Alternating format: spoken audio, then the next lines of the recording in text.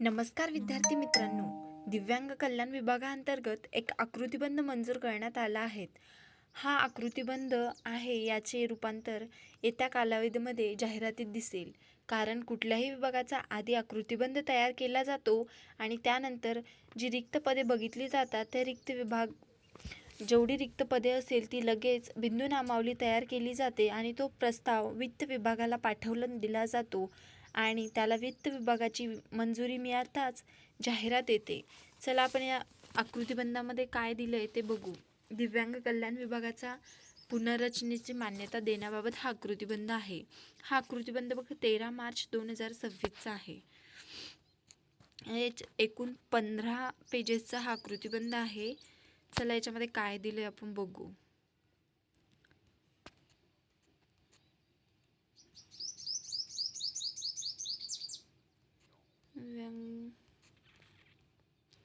पदाची पुनर्रचनाचा आकृतिबंध आहे बघा. याच्यामध्ये दिव्यांग सक्षमीकरण विभागाच्या पुनर्रचनेची मंत्रालयीन प्रशासकीय विभागासाठी मंजूर 67 पदे व नियमित 56 बाह्य यंत्रणेद्वारे मनुष्यबळ सेवा 11 आणि उच्चस्तरीय सचिव समितीने दिव्यांग सक्षमीकरण आयुक्तालय पुणे, दिव्यांग सक्षमीकरण कार्यालय जिल्हा आणि महाराष्ट्र राज्य दिव्यांग वित्त व विकास महामंडळ मुंबई यांच्या क्षेत्रीय कार्यालयासाठी मान्यता दिलेली नियमित 1402 पदे बाह्य यंत्रणेद्वारे मनुष्यबळ सेवा 336 अशा एकूण 2105 पदाच्या सुधारित आकृतिबंधास खालीलप्रमाणे मान्यता देण्यात येत आहे.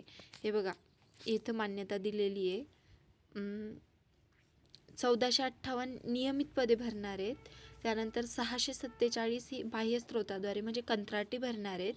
त्यानंतर 201 नव्याने निर्माण करायची पदे आहेत 201 आणि त्यानंतर 140 ही नियमित किंवा बाह्य यंत्रणा 36 पदे मृत संवर्गात करायची पदे आहेत बघा. याचं 4 विभागामध्ये त्यांनी विभाजन केले आहेत.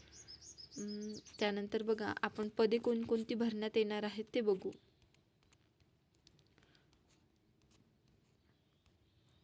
हे बघा हे सुधारित आकृतिबंध दिव्यांग सक्षमीकरण विभाग मंत्रालय मुंबई. नियमित पदे बघा सचिव दिव्यांग सक्षमीकरण. हे बघा हे पूर्ण पदे बघून घ्या. यांची वेतन श्रेणी पण दिलेली आणि शेवटी पदसंख्या दिली आहेत. एवढे पदे भरण्यात येणार आहेत. त्यानंतर गट ब, गट क असे सगळे पद असणारे. गट ब मध्ये बघा कक्ष अधिकारी यांची 8 पदे, दिव्यांग सक्षमीकरण अधिकारी यांची सगळ्यात जास्त जागा 144. त्यानंतर बघा सहाय्यक लेखा अधिकारी 38 आणि हे बघा त्यानंतर पूर्ण जे गट ब ची पदे आहेत 217 पदे भरण्यात येणार आहेत.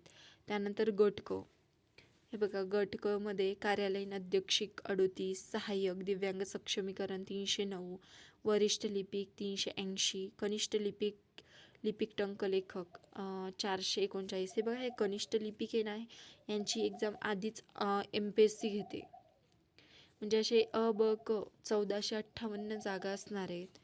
त्यानंतर बघा बाह्य यंत्रणेद्वारे घेणारे 647. हे बघा यांच्यामध्ये भरायची वाहन चालकचे 46 आहे. त्यानंतर बघा बहुउद्देशीय कर्मचारी यांचे 407 आहेत.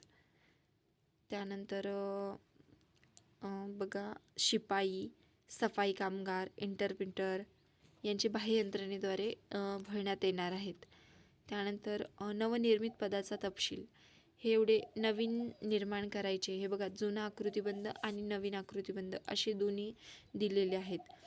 दिव्यांग कल्याण अधिकारी यांचं 358 पदे होते. त्यानंतर दिव्यांग सक्षमीकरण अधिकारी यांचं नावसुद्धा बदललं आणि यांच्या ज्या जागा 144 आणि S17चं पेमेंट स्तर केले त्यांना. त्यानंतर उपायुक्त इत्यादी जागा भरण्यात येणार आहेत. त्यानंतर बघा व्यपंगत पदाचा तपशील म्हणजे ही पदे काढून टाकण्यात येणार आहेत इत्यादी आकृतिबंधात दिला आहे. याला वित्त विभागाची मंजुरी मिळाली लगेचच आपल्याला ही जाहिरात येत्या कालावधीत बघायला मिळणार आहे. तर आजपासून सुरुवात करा, तयारीला लागा. येत्या काळामध्ये आपल्याला खूप साऱ्या जाहिराती बघायला मिळतील. तर आजच तयारीत राहा.